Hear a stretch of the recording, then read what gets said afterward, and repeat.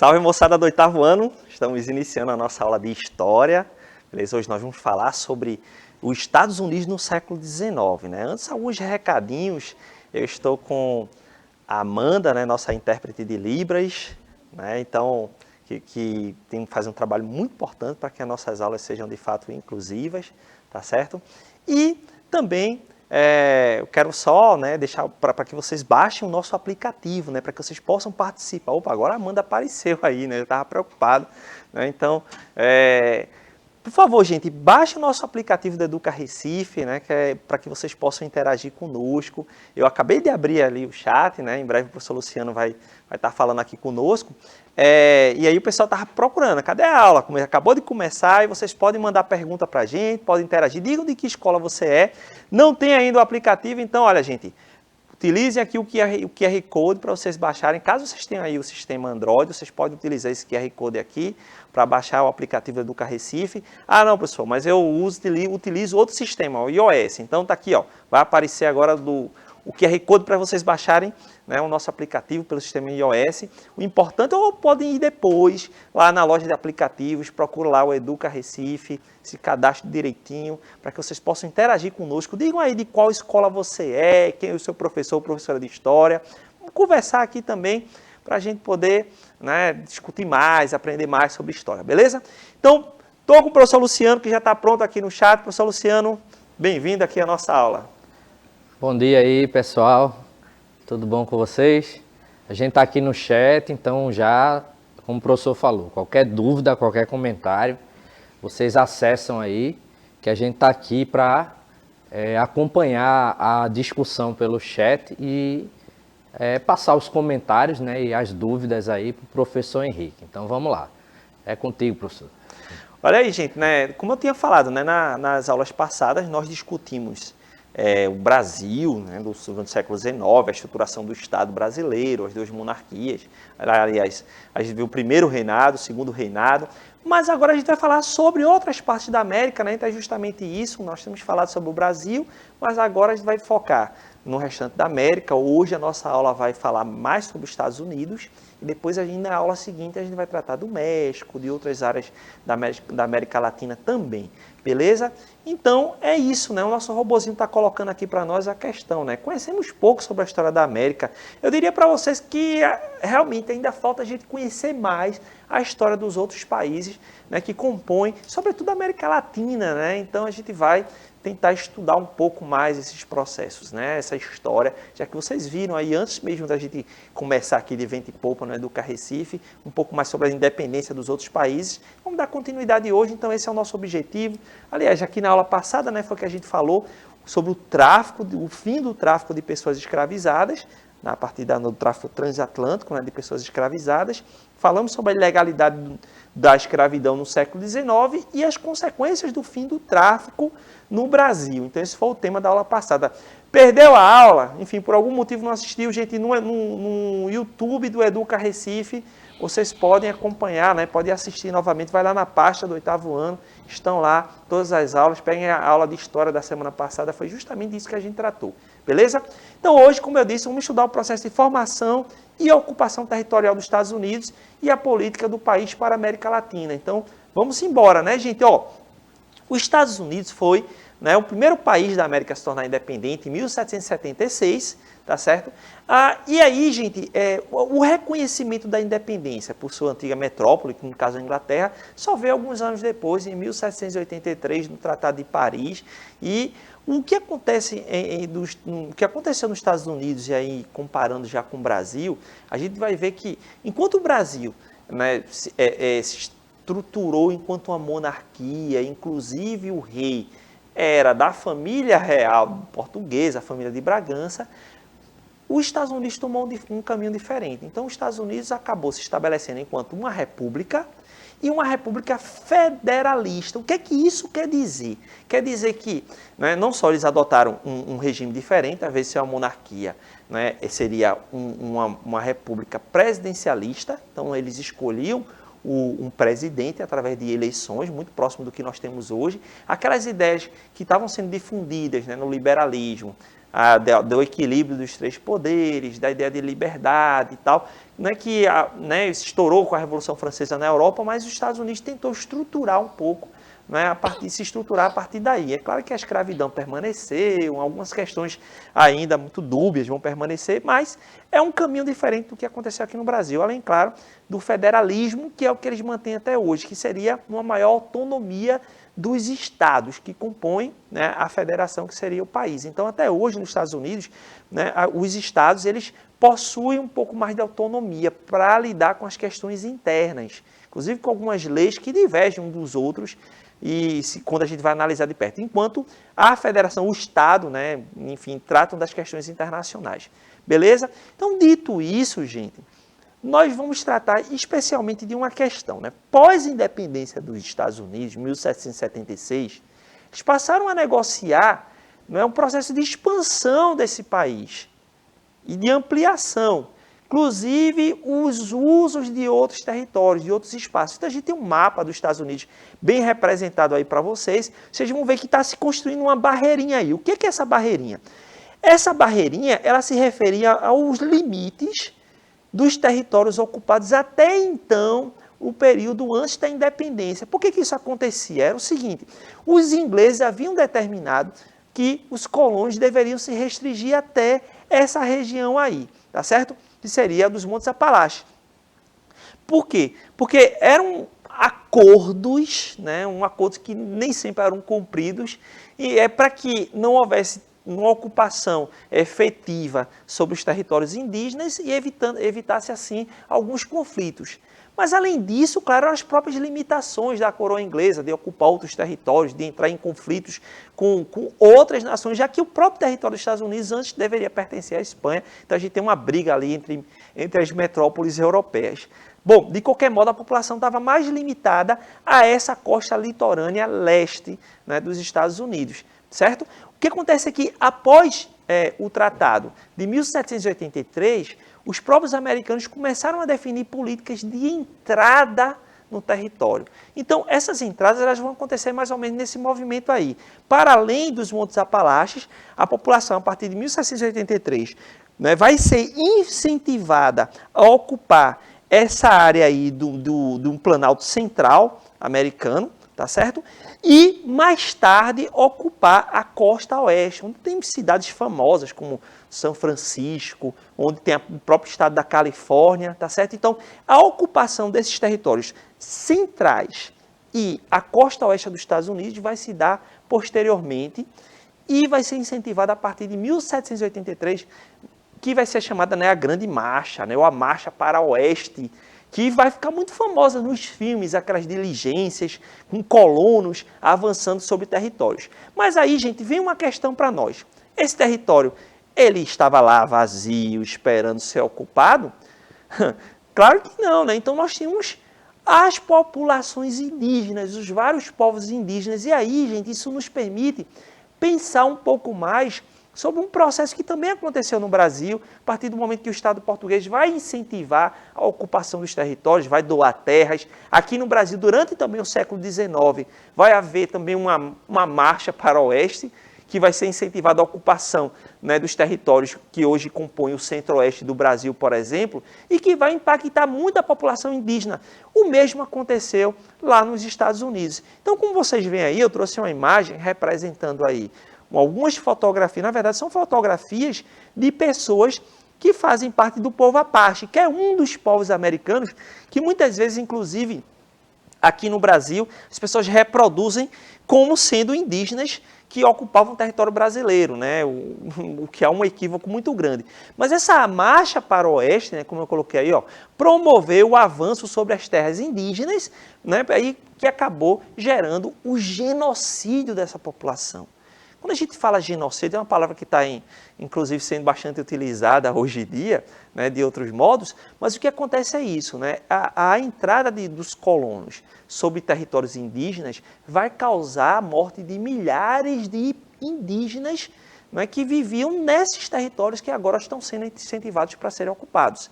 Seja pelo enfrentamento direto, pelo confronto, pelos conflitos mesmo, seja também por conta das doenças que essas populações vão levar para alguns povos indígenas que não estavam em contato direto com essa população, né, norte-americana, né, desse nascente Estado americano.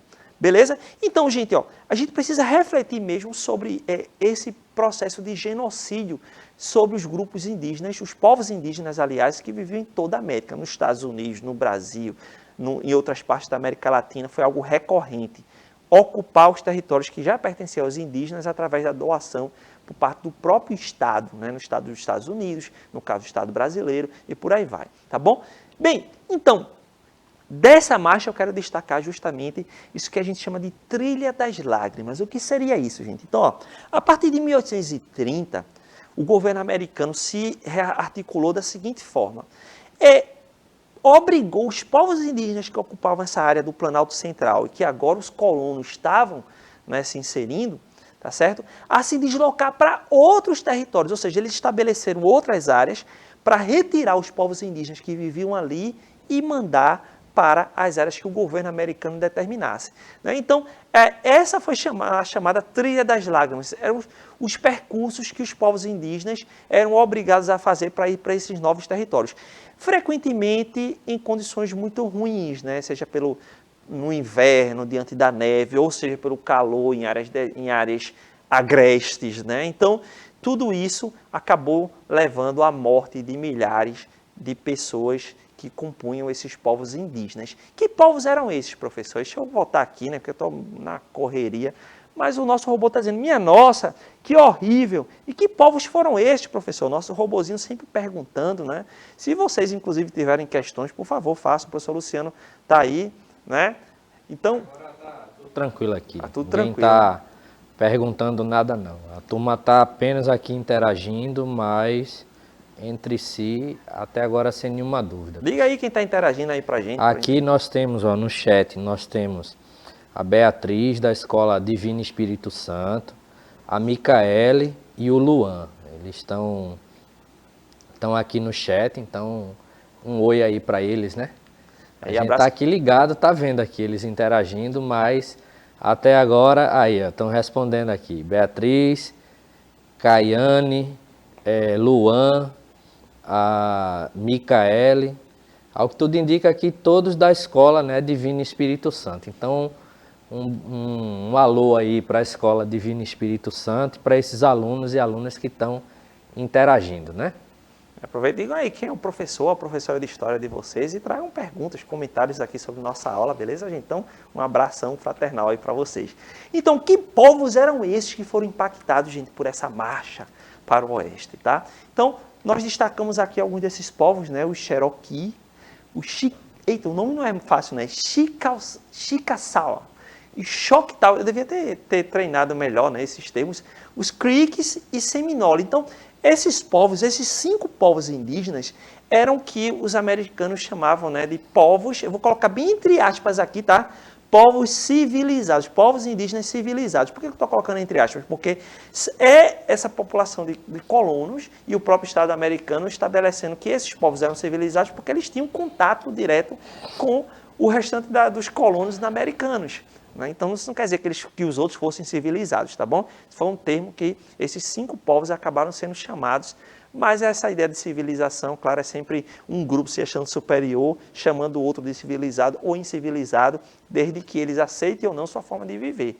Então, isso é um debate, né? Mas esses 5 povos foram deslocados, né, justamente por essa trilha das lágrimas, e aí a gente tem um mapa, né, representando aí um pouco desses deslocamentos, tá certo? Então, a gente tem aí numa área verde mais clara e as linhas que levam até elas, justamente de onde os povos foram deslocados e para onde, né? Então, esses deslocamentos forçados acabaram, né, levando a vida de mais de 16 mil pessoas, né, mais de 16 mil indígenas né, que foram mortos nesse processo, tá bom? Então, realmente, uma lástima e mais ainda pensar que esse processo foi recorrente na história da América, o assassinato dos povos indígenas, tá bom? Indiretamente ou diretamente, né? Então, isso é muito sério, muito grave na nossa história, a gente precisa reconhecer isso. Então, no caso dos Estados Unidos, o processo foi basicamente esse, de ocupação das terras indígenas, deslocamento e, às vezes,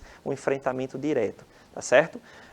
Então, gente, ó, aqui a gente tem uma representação também bastante conhecida, é uma representação, né, dos índios, né, caminhando, né, no estado da Louisiana, tá certo? É feito em 1846, né, pelo Alfred Boswell. Então, essa imagem, ela, né, traz um pouco desse drama, né, dos povos indígenas que foram obrigados a se deslocarem, né, pelos territórios dos Estados Unidos em busca das suas terras, novas terras.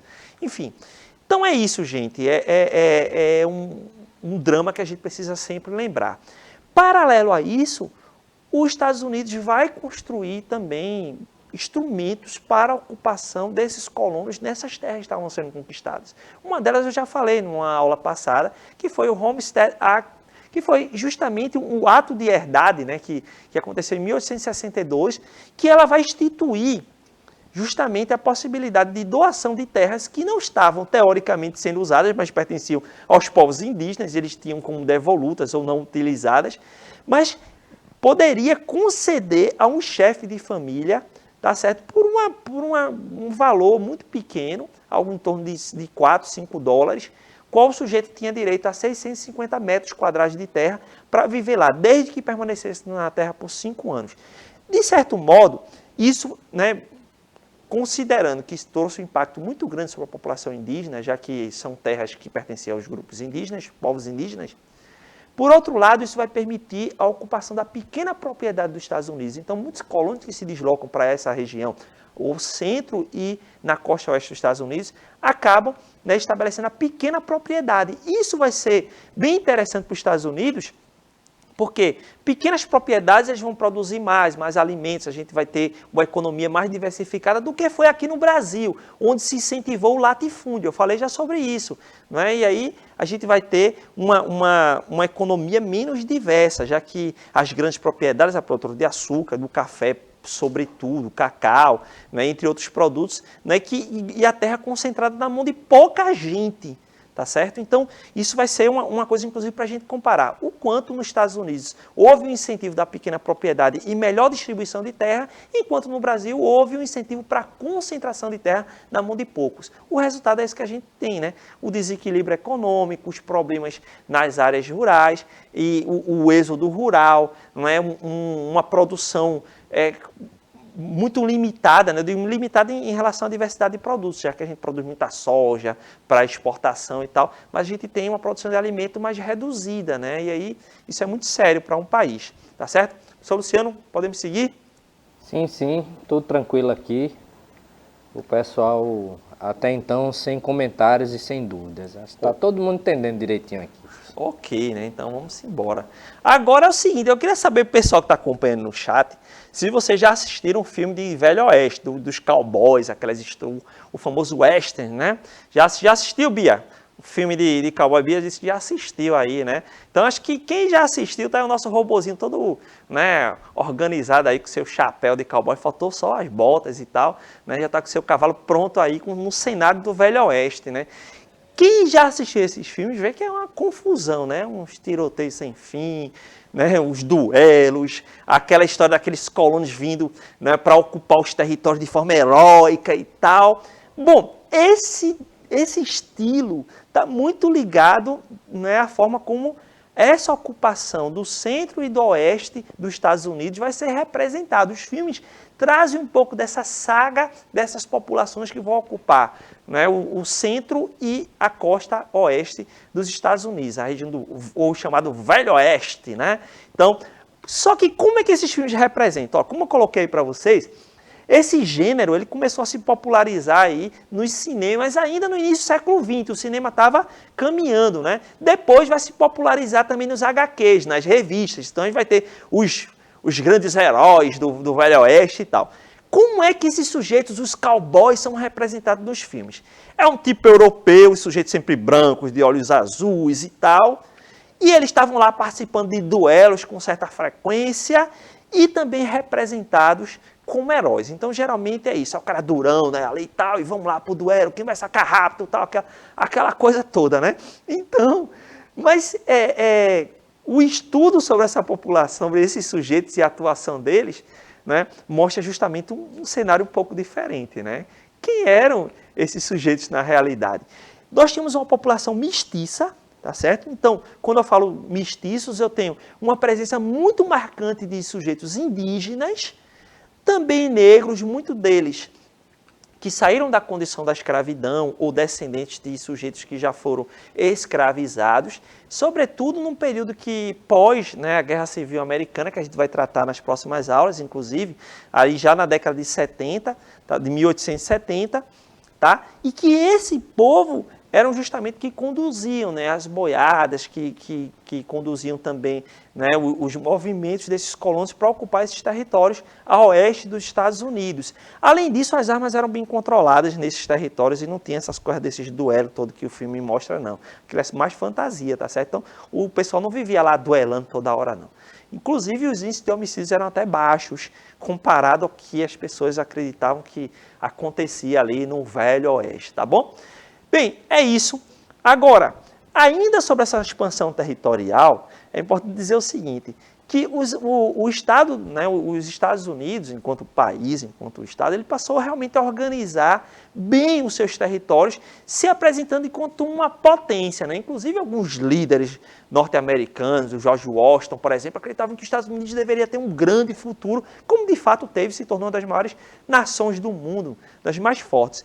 Mas muitos territórios dos Estados Unidos acabaram sendo adquiridos também através da compra, o que é interessante. Ou seja, além do que já havia sido definido, os territórios que eles tinham a partir do acordo de 1783, também compraram territórios. Eu vou tentar representar aqui para vocês no mapa dois territórios interessantes que eles compraram, né? Aqui a gente tem o estado da Louisiana, que foi comprado frente aos franceses que estavam em dificuldade econômica em 1803, por 15 milhões de dólares, e também compraram a Flórida. A Flórida, os espanhóis já estavam, né, já dando como perdido o território. De qualquer modo, acabaram negociando ali por 5 milhões de dólares, ou seja, os americanos compraram a Flórida todinha por 5 milhões de dólares. E tá lá, né? Então eles conseguiram esses territórios. Bom, eles também compraram o território do Alasca. Muita gente acha estranho, porque o Alasca é um território deslocado, né, do restante dos Estados Unidos, fica aí ao norte, né?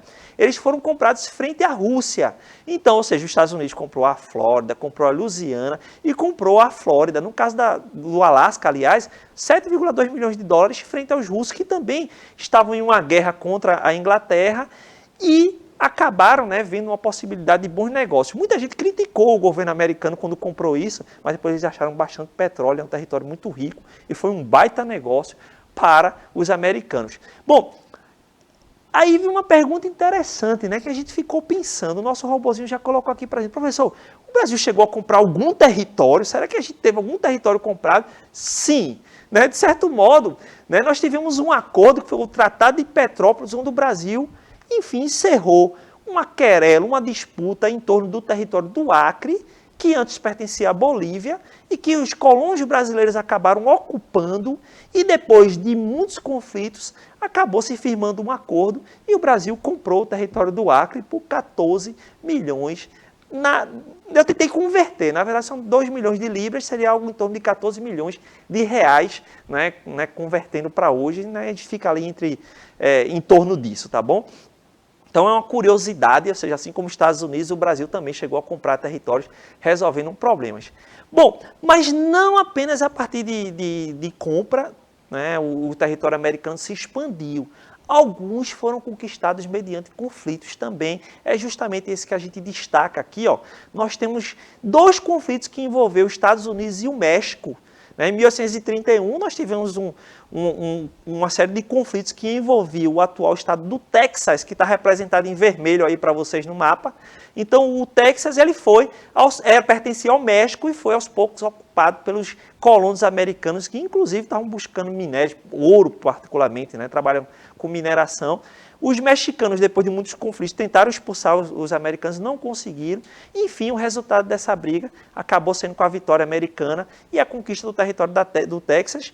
E mais tarde, eles ainda conseguiram o Novo México, que está representado em azul para vocês, e o famoso estado da Califórnia, nos conflitos que duraram entre 1846 e 48. Ou seja, de forma geral, os Estados Unidos conquistaram alguns territórios através de conflitos, ocuparam os territórios indígenas, né, e compraram outros territórios. Então, quem perde aí, né, são os povos indígenas e o México, né, que perdeu através dos conflitos, e os outros países que resolveram, de fato, né, abrir mão dos territórios mediante compra. E aí, já caminhando para o final, gente, eu vou falar aqui para vocês sobre a doutrina Monroe. A doutrina Monroe, ela foi estabelecida a partir de 1823, né, e vocês têm a imagem do presidente Monroe, James Monroe, né, que, na verdade, é o James Monroe, quase que eu falava aí, pensei que tinha falado errado. Mas eles vão estabelecer uma lógica de ação dos americanos para a América inteira, que seria, né, que pode ser resumida no termo América para os americanos. A princípio, era uma política anticolonialista europeia, ou seja, eles tentavam reduzir a presença europeia na América inteira. Então, apoiar movimentos de independência, se contrapor a tentativas de restabelecimento de territórios europeus, entre outros aspectos. Então, era justamente uma ação de aumentar a influência do próprio Estados Unidos e diminuir a influência europeia. Bom, se inicialmente era uma atitude anticolonialista, no final das contas acabou se convertendo também numa política imperialista do próprio Estados Unidos sobre o continente americano. E é justamente isso, né? Inicialmente tentou combater o avanço europeu, mas à medida que os europeus vão perdendo espaço, eles acabam ganhando esse espaço. E a doutrina Monroe se converteu, principalmente no final do século XIX, início do século XX, como uma política imperialista norte-americana lá, né, em todo o continente. Enfim, e isso vai se resumir por conta de muitas intervenções, né, dos Estados Unidos, enfim, toda a América Central, América Latina, por aí em diante. Ok, gente? Então é isso por hoje, tá? Eu quero agradecer ao professor Luciano, que esteve aqui comigo no chat, a todos vocês que participaram conosco, tá bom? Professor Luciano. Professor, aí já deixando um abraço aí para a turma, eu vou deixar um abraço especial aqui, ó, para o Luan e a Beatriz. Eles estavam dizendo aqui, já assistiram filmes, né, de Bang Bang, e mencionaram aqui um filme que é até uma comédia, né? Com aquele ator chinês, né, o Jack Chan. Eles assistiram aqui, ó, Bater ou Correr, né? É o Jack Chan e o Owen Wilson, né? Dois personagens, né? É uma comédia ambientalizada aí no Velho Oeste, nesse estilo aí de filme aí norte-americano, né? Do Bang Bang. Então, eles interagiram aqui.